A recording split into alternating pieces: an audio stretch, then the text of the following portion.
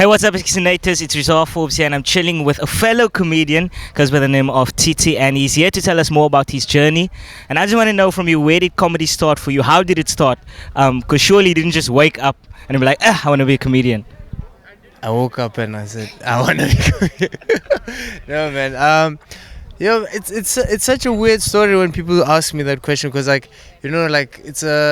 think it's an amalgamation of a lot of things. You start you collect a lot of intel and information from different places, and comedy was really the one place where all the things that I really wanted to do kind of came together. With stage writing and all those other stuff. I think comedy is the only place where a lot of media comes together, and you get to perform it. It's really fun. So yeah, I'd say it started when I kind of figured out that I can mix all these things together. Awesomeness. And when did you actually know that you were funny? Because most of the times everyone thought that, oh, I'm funny to my friends, people laugh at me all the time. They hit the stage and then they fail. So when did you realize that, oh, I'm actually funny and I can actually do this and make money, get paid for talking a lot of nonsense on stage? Well, I don't talk a lot of nonsense. And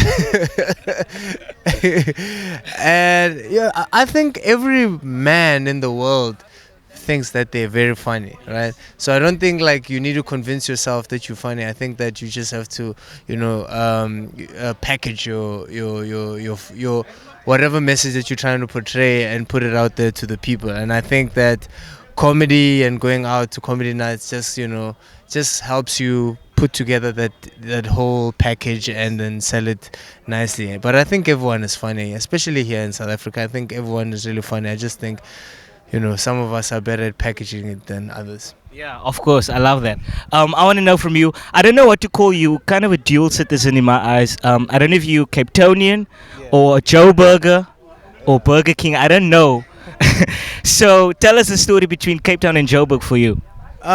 Dude, so originally I'm from Limpopo, right? And then I moved to Johannesburg when my parents got married. Then I moved to Cape Town as a young adult, and then I moved back to Johannesburg. So my comedy career started, I'd say became what it became what it was. The most important part of my comedy career happened in Cape Town, and I'm talking about its genesis. And then going forward, it became what it is in Joburg. So Joburg kind of took the glory of it, but Cape Town really built the foundation of it. So that's why Cape Town's always so close to my heart, because Cape Town, it likes to show off, with things like an unfinished bridge in the middle of town, just for decoration.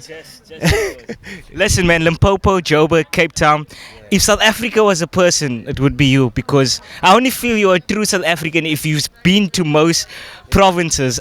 So that's a highlight in my eyes. But what are some of the highlights for you in terms of comedy? Some of the nice big names that you've worked with, or just some things that you would go, I can check that off my bucket list. Oh man, that's really cool. Like I've been really blessed with great opportunities. I worked with Trevor Noah. I worked with the likes of Barry Hilton. I've worked with legends. I've worked around the world. Did like 38 shows in Southeast Asia last year, and recently, like the past weekend, I just did a really big show at the Ticket Pro Dome. Which was really cool. It was myself hosting the entire show for a corporate birthday celebration, and I was there. Really cool. So like I'd say like I've kind of ticked off a lot of the stuff that I had on my bucket list very, very quickly. So I need a new bucket list, so that I can add more things to do. But definitely, looking forward. I'm looking forward into more international shows, working with more international acts. Trying to further my talents into writing or something like that. But yeah, man, like it's just riding the wave, man, riding the wave. Awesomeness, riding the wave is what it is all about. And when it comes to comedy, for those watching, audience, there's a lot of misconceptions of, oh, comedy's fun. Because I get the question a lot where people walk up to me and be like, tell me, do you actually write your jokes? Like, do comedians actually write their jokes and practice it? So what are some of the misconceptions in your eyes that you would want to lay to bed today and be like, this is what we do. We don't just get on stage and just do our own thing.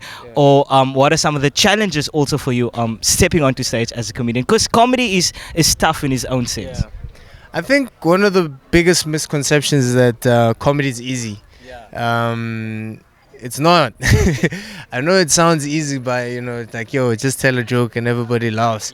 But that's I think that also people just need to separate the business of comedy and the actual act of doing comedy. Business, when you are a comedian, then when you are at a comedy show, then you're at work.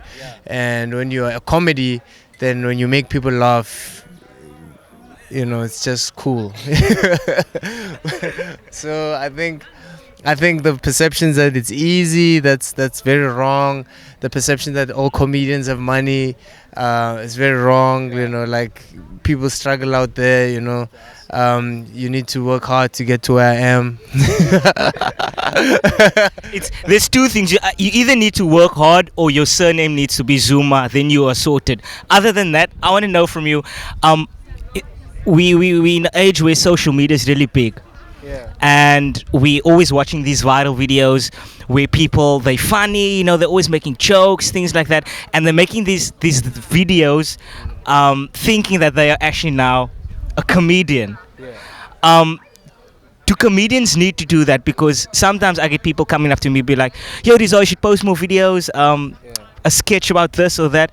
But is it necessary? Like, I just want to get your take on it, because what do you think about that, where people are saying, like, yes, you're a comedian in a sense of you can tell jokes, but we want to see more sketches from you, videos and things, so that we can share it? Because we know that is a big platform now where people are becoming super famous and they have hundreds and thousands of followers, and they're just, creating sketches, but we know for the fact that if we step onto stage with them, we're going to kill them because we have that advantage.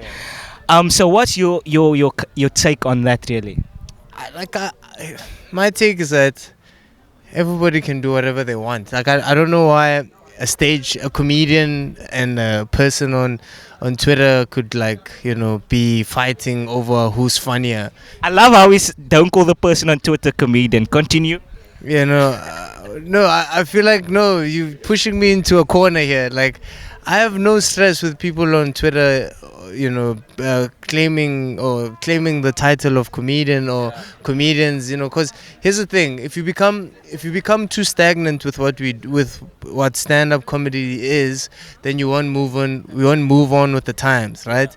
Back then, comedy was enjoyed by many people. Now you can get to those same many people on social media, and why not do that? Use a platform that's there.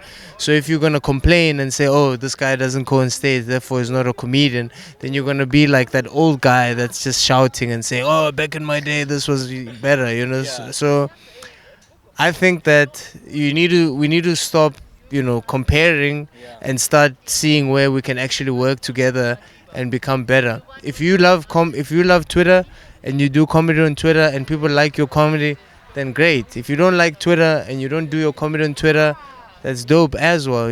Just make sure you get your money. That's actually what it's about. If you don't get your money, then what are you doing, bro? I love that, man. I love that. Well, I have hundreds and thousands more questions, but I think we're going to need to start on podcast for that. Other than that, if anyone want to find you on social media at home, if they want to know what you're up to, where you're performing next, or you're having another show, where can they actually find you across all social media platforms? Man, it's the same everywhere. It's at Tsitsi Chuma, TSICHIUMYA on all platforms, man. And if you want to follow me home, don't, because that's just weird. Thanks so much for chatting to us, man. Alright, man, cool, thanks. Peace.